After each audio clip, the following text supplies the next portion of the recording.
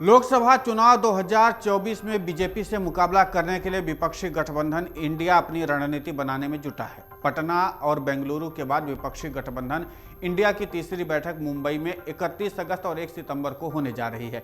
विपक्ष के लिहाज से मुंबई की बैठक काफी महत्वपूर्ण मानी जा रही, जिसके लिए एजेंडा स्वरूप लगभग तैयार हो किया जा चुका है और सूत्रों की अगर माने तो 2 दिनों की बैठक में विपक्षी दलों के बीच राज्यवार सीटों का भी बंटवारा और इस गठबंधन का एक यूनिक सा लोगो तय किया जाएगा।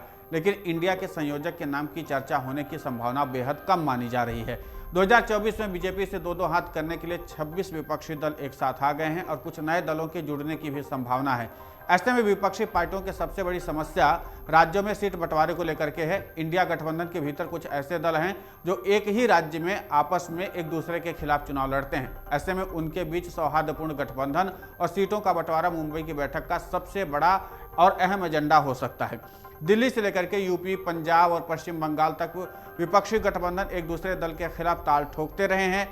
इंडिया गठबंधन की बड़ी पार्टियों में कांग्रेस, तृणमूल कांग्रेस और मार्क्सवादी कम्युनिस्ट पार्टी बंगाल में एक दूसरे के खिलाफ उम्मीदवार उतारती हैं।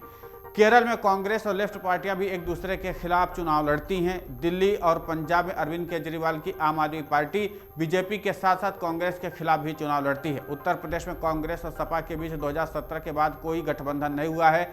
बिहार में 2019 के लोकसभा चुनाव में बीजेपी के साथ गठबंधन करके नीतीश कुमार की जेडीयू 16 सीटों पर कामयाबी हासिल की थी।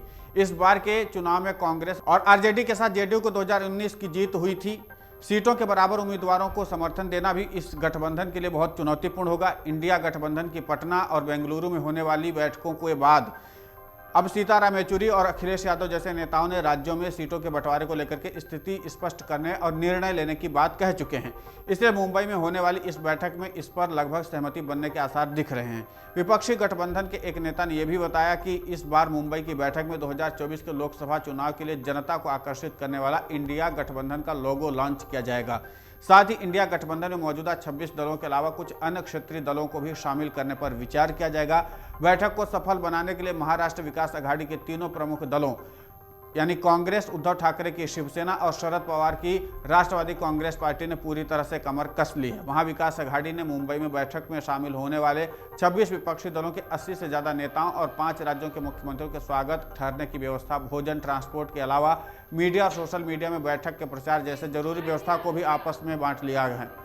राजनीतिक जानकारों का मानना है कि विपक्ष के गठबंधन के लिए सबसे बड़ी चुनौती जो है वो है आपसी तालमेल को बनाए रखना, क्योंकि यहाँ पर अहमियत की लड़ाई काफी ज्यादा होने वाली है। इसका प्रमुख कारण यह है कि हर राजनीतिक दल अपने हिसाब से दावा ठोकेगा और उसके बाद अपनी ताकत को दिखाने के लिए अहमियत देने की बात करेगा और यहीं से लड़ाई शुरू हो जाएगी। और यही कारण है कि विपक्षी दलों की ओर से ये सारी कवायद की जा रही है कि चुनाव के वक्त ऐसा कोई विवाद न पैदा हो, इसलिए ऐसे ही विवादों का समाधान खोज लिया जाए। फिलहाल इस पूरे घटनाक्रम को लेकर के आपकी प्रतिक्रिया बहुत महत्वपूर्ण होती है, आप हमें कमेंट करके जरूर बताएं। अमर उजाला अब आपके टीवी पर भी। अपने स्मार्ट टीवी पर YouTube पर सर्च करें अमर उजाला, चैनल सब्सक्राइब करें और देखें ताजा खबरें, वो भी HD क्वालिटी में। और हाँ, बेल आइकन दबाना ना भूलें ताकि हर खबर हो आपके घर। अमर उजाला, निष्पक्ष, निर्भीक, निरंतर।